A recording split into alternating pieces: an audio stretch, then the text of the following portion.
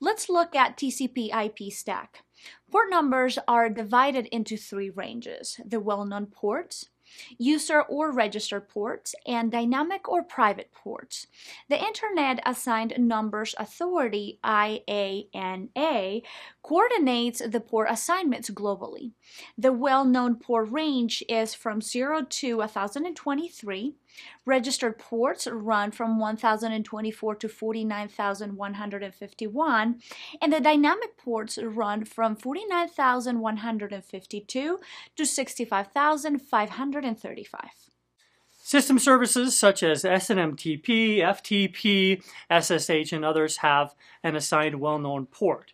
User or registered ports are used for common, non-sensitive programs. Dynamic ports are assigned by the system to an application that requests one.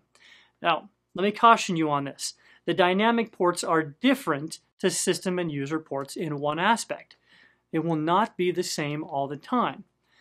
To understand these better, TCP/IP stack fingerprinting is the best feature for remote operating system detection.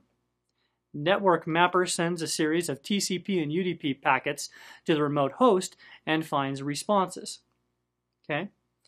After performing dozens of tests, such as TCP/ISN sampling, TCP options support and ordering, IP-ID sampling, and the initial window size check, Nmap compares the results to its Nmap OS/DB database of really more than 1,000 known OS fingerprints, and it prints the output, or the OS details, if there is a match.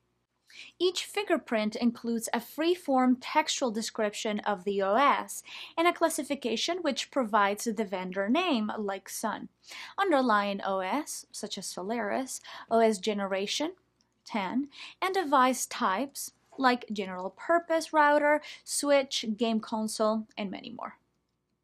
Okay, let's see which services use which ports. You can use Network Monitor, Wireshark, or similar utility. Operating system provides netstat.exe and tasklist.exe utilities to know which services use which ports. Now you can find what ports are being used for a particular process using a syntax like netstat-a-n-o. An assigned port may not only be used by common programs and services. In fact, malware can also sometimes be recognized from the port it uses. These often clash with more common services. For example, port 25 is used by both SNMTP or SMTP and a large range of malware, which spreads by email. So defense against them is not as simple as monitoring or closing these ports.